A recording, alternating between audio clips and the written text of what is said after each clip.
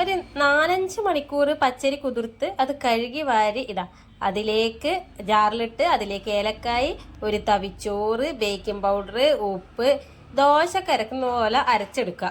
എന്നിട്ടോ വെല്ലം എന്ന് വെച്ചാൽ ഈ ശർക്കര പാനിയാക്കുക. ഈ പരുവത്തിലാണ് കേട്ടോ അരിമാവ് വേണ്ടത്. എന്നിട്ട് അപ്പോഴേക്കും അത് ശർക്കരയിലായി. ആ ചൂടോടുകൂടി തന്നെ നമ്മൾ എന്ത് വേണം, ആ അരിമാവിലേക്ക് ഒഴിച്ച് കൈ വിടാണ്ട് ഇളക്കണം കേട്ടാ.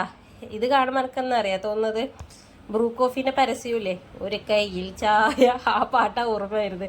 അതായത് 2 കൈയും വേണം അപ്പുറം ഇപ്പുറം. അതായത് ഈ കൈ പിന്നെ അരി ഇങ്ങനെ ഇളക്കുന്നത് കൈ വിടാണ്ട് ഇളക്കണം, അല്ലെങ്കിൽ അത് അടിക്ക് പിടിക്കും. അങ്ങനെയാകുമ്പോൾ നമ്മൾ അപ്പം കൊള്ളാവും, അത്രയേ ഉള്ളൂ. ഇനി കുക്കറിലേക്ക് നെയ്യും വെളിച്ചെണ്ണയും ഒഴിച്ച് ആദ്യം തേങ്ങ ഇടുക. തേങ്ങ ഒരു മഞ്ഞ കളറാവുമ്പോൾ, ഇപ്പുറത്തെ ഗ്യാസ് ഞാൻ ഓഫാക്കിയിട്ടുണ്ടേ, തേങ്ങ മഞ്ഞ കളറാകുമ്പോൾ ഉള്ളി ഇടുക. അപ്പോൾ ഈ ഉള്ളിയും തേങ്ങയും ഒരുമിച്ച് ബ്രൗൺ കളറാവും. ആ ബ്രൗൺ കളർ ആവാൻ നോക്കുമ്പോൾ നമ്മൾ അണ്ടിപ്പരിപ്പും കൂടി ഇടുക. വേണമെങ്കിൽ അണ്ടിപ്പരിപ്പ് ഇട്ടാൽ മതി, നിർബന്ധമൊന്നുമില്ല. ഞാൻ പിന്നെ വീഡിയോയിൽ എടുക്കുന്നതല്ലേ, അങ്ങനെ ഇരിക്കട്ടെ വെച്ച്.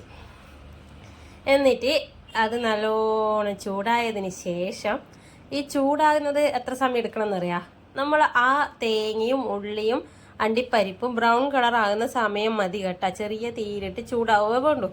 എന്നിട്ടാകുമ്പം ഈ മാവ് എടുത്ത് ചൂടോടുകൂടി ആ കുക്കറിലോട്ട് ഒഴിക്കുക. എന്നിട്ട് അടക്കണ്ട.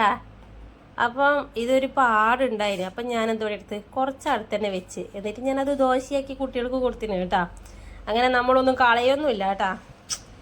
അഥവാ ചീറ്റിപ്പോയാൽ ഈടായത് കഴിക്കാൻ വേണ്ടിയിട്ട് നമ്മൾ അപ്പുക്കുട്ടനുണ്ട്, നമ്മളെ ടോമി നായിക്കുട്ടി.